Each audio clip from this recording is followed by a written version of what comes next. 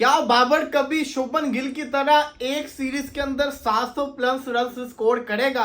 ये वो सवाल है जिसका जवाब मैं आपको आगे जाके दूंगा, लेकिन इससे पहले बात करते हैं गौतम गंभीर वर्सेस दी ओवल के पिच क्यूरेटर के बीच में लड़ाई हुई है। वो क्या लड़ाई है आए जरा आपको बताता हूँ। अभी रिसेंटली थोड़ी देर पहले एक इंटरव्यू भी आया है जिसमें पिच क्यूरेटर जो है इंडियन मीडिया से बातें कर रहे, उससे पूछ रहे कि आप अपना पॉइंट ऑफ व्यू दे, अपना पीओवी दे। ये ना हो कि बाद में आप ये बोल रहे हो कि हमने इंडियन मीडिया ने गौतम गंभीर का पॉइंट ऑफ व्यू ले लिया, हमारा पॉइंट ऑफ व्यू नहीं लिया और हमें क्रिटिसाइज कर रहा है। लेकिन उस बंदे को सल्यूट है, उसने कोई वर्ड नहीं बोला। वो कहता है ना कुछ भी नहीं, कुछ भी नहीं, कुछ भी नहीं। उसने मामला ठंडा कर दिया।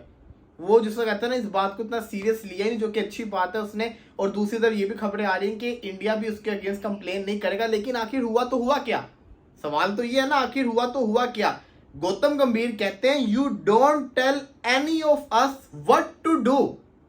पिच क्यूरेटर को कहते हैं you have no right to tell us what to do, you are just a ground man, nothing beyond that, you are just a ground man, you are just a ground man, you don't tell any of us what to do। ये गौतम गंभीर के अल्फाज से pitch curator को दोनों के दरमियान में हिटिड आर्ग्यूमेंट थे। सवाल ये आता है आखिर हुआ तो हुआ क्या? ऐसा क्या माजरा हो गया जो एक दूसरे के ऊपर बरस पड़े? गौतम गंभीर में गुस्सा तो बहुत है, हम सब जानते हैं, लेकिन गौतम गंभीर ने आखिर इस बंदे को ऐसा क्यों बोला? तो अंदर की बात ये पता चली है कि जो इंडियन ड्रेसिंग रूम से बात आई है वो ये आई है कि ये जो पिच क्यूरेटर थे इन्होंने चिल्लाया इंडियन स्टाफ के ऊपर, स्पोर्ट्स स्टाफ जो होता है ना उसके ऊपर चिल्लाया। आइस बॉक्स होते हैं ना, आइस बॉक्स लेके वो जिसको कहते हैं ना उस एरिया के अंदर आ गए थे, जिससे जो पिच क्यूरेटर है ना उसको गुस्सा चढ़ा।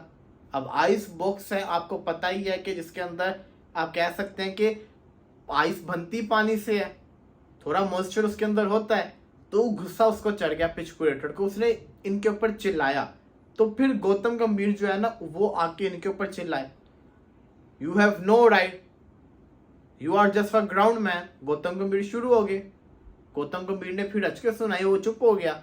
लेकिन मेरे ख्याल से, और मजे की चीज ये कि आगे से ये भी स्टेटमेंट आई है गौतम गंभीर की भी कि आपको पता ही है कि जो ओवल का ग्राउंड, ये जो पिच क्यूरेटर है ये इजी पर्सन नहीं है, ये मतलब उनको पहले से ही आइडिया था। बट द पॉइंट इज, क्या ये नेसेसरी था? देखिए ये छोटी मोटी चीजें होती रहती हैं, ग्राउंड्समैन ने भी हरकत की तभी तो गौतम गंभीर चिल्लाया है ना। इससे पहले भी तो इतने टेस्ट मैचेस हुए, 4 मैचेस हुए हैं, क्या हमने सुना कि किसी पिच क्यूरेटर के साथ गौतम गंभीर की बहस हुई हो?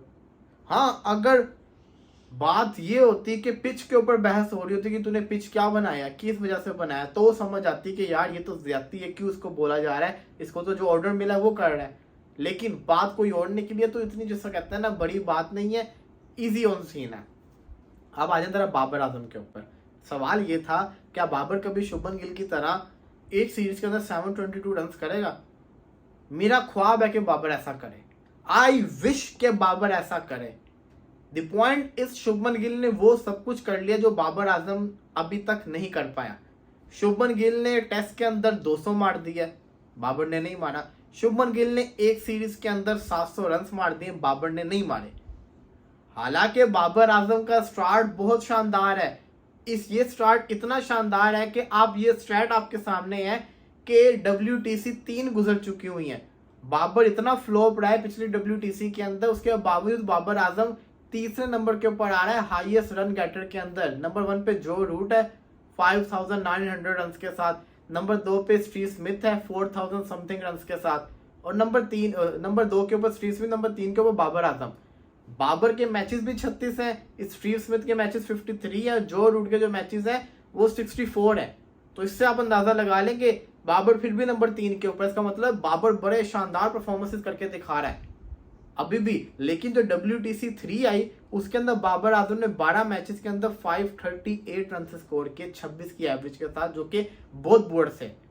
WTC 2 के अंदर 4th हाईएस्ट रन गेटर था बाबर आजम, तभी तो इतने अच्छे स्टैट हैं। लेकिन पिछले 2 साल से बाबर आजम का कैरियर बहुत डाउन चला गया, और इस कैरियर में इतनी अच्छी परफॉर्मेंस होने के बावजूद बाबर आजम ने 200 नहीं मारा टेस्ट के अंदर, शुभमन गिल ने ये मार दिया। और बाबर एक तो ये भी चीज मैं कहूंगा कि इतने टेस्ट भी नहीं मिलते पाकिस्तान को जितने इंडिया, इंग्लैंड, ऑस्ट्रेलिया को मिलते हैं। और एक और चीज कहूंगा कि इतनी बड़ी सीरीज भी नहीं मिलती। 5 मैचेस की, 3 मैचेस की पाकिस्तान को मैक्सिमम सीरीज मिलती है जो कि 2026 में इंग्लैंड के साथ है। क्या बाबर उस सीरीज में मारेगा? मुश्किल है, पाकिस्तान के पॉइंट ऑफ व्यू से मुश्किल है।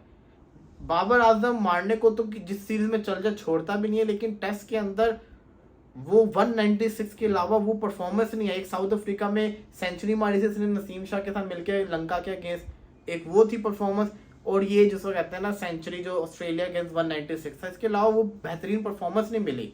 स्टिल स्टैट्स बड़े अच्छे हैं, बट द पॉइंट इज क्या शुभमन गिल की तरह बाबर आजम किसी सीरीज में 722 रन करेगा?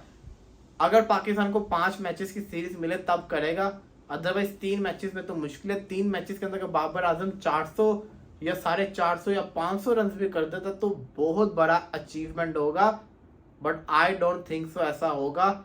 मुझे लगता है कि बाबर आजम 3 मैचेस की सीरीज के अंदर भी 350 तक तो जाएंगे ही जाएंगे, लेकिन 400, 450, 500 का थोड़ा मुश्किल है। लेकिन ये ख्वाहिश है कि बाबर आजम किसी एक दिन 200, 250 टेस्ट के अंदर मारे, 300 मारे। ये बड़ा जरूरी है उसके कैरियर के लिए, ये बहुत इंपॉर्टेंट है।